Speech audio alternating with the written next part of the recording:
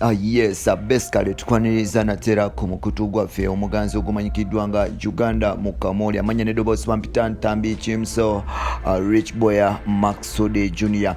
Simanyi oba propaganda obanga byaddala, simanyi oba propaganda obanga byaddala, naye si papa atugamba nti Bobi Wine yamitize President Museveni. Nkugambye simanyi oba propaganda oba byaddala, naye kiteebereza okuba mbu last week Bobi Wine yamitinze President Museveni. Si byaffe bya si papa. Subscribe tubeere nga tutambula ffenna, era nga oliwaddemu kuba nti muganda waffe obeera nga yes obeera nga subscribe natambula ffenna tena okuba nti weekuumira ku mukoto gwaffe omuganzi guno ne tusigala nga tukuwa ebintu information nga bwatambula. Anjagala olunaku lwaleero tubeere nti tukuleetera musajja mukulu amanyikiddwa nga Sipapa emboozi ye na biki byayogera, yadde nga omukulu amanyikiddwa nga His Excellency the Ghetto Gladiator Bad Bobi Wine Robert Kyagulanyi Ssentamu Robert Beretta Tembo ali mu kaweefube w'okunoonya okuba nti anoonya akalulu okufuuka pulezidenti wa Uganda 2021. Wano nno waliwo omukungu nga no yatandikira ku ghetto search ya Bobi Wine, ate nga yali kyali wa Bobi Wine nfanfe gwe bayita Mr. Orim Charles aka Sipapa.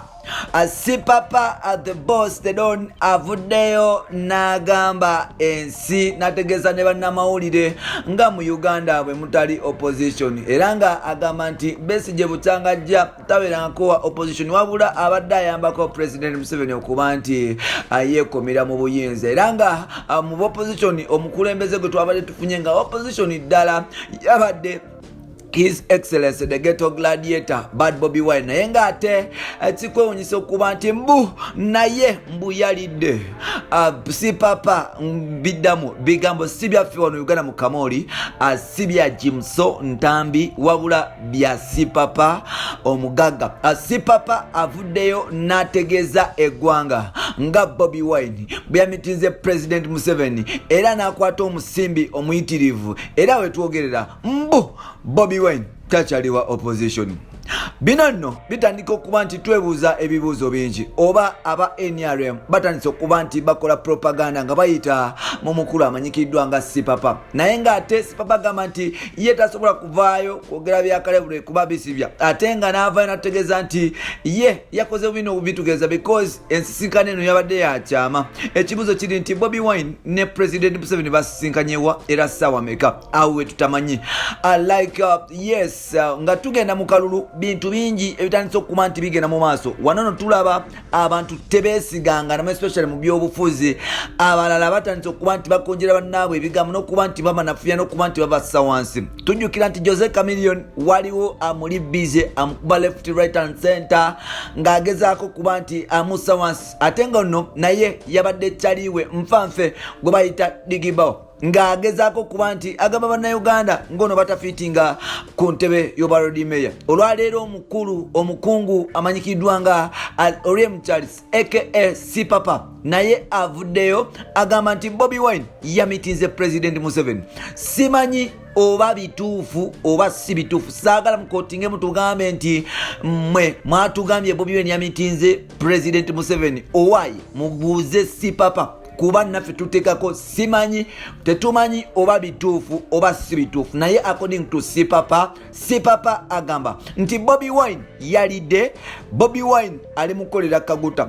Bwe twogerera Bobi Wine yabadde atandise okuba nti akola media tour mu Eastern Uganda, era nga olunaku lwaleero Bobi Wine twamulabyeko ku NBS radio wali ejjinja ng'agezaako okuba nti akubaganya ebirowoozo by'abannayuganda n'okuba nti atuusa eddoboozi lye eri bannayuganda asobole okuba nti agezaako kuba nti afuna entebe y'obwa president. Tujjukire nti guno omwaka tebiringa okulonda okubaddeewo okulala, tugenda mu scientific election whereby nti buli mukulembeze saawa zino ali mu kubukinga space gyagenda okukozesa kakubiramu campaign because COVID-19 pandemic yalese obuzibu nti abantu tebakkiriza kuba nti bagatheringibwa. So nolwekyo Bobi Wine yatandise okuba nti akola kaweefube w'okuba nti abukinga space mu media platforms ez'enjawulo, TV ne radios, era nga twogerera Bobi Wine Wine ali mu Eastern Uganda.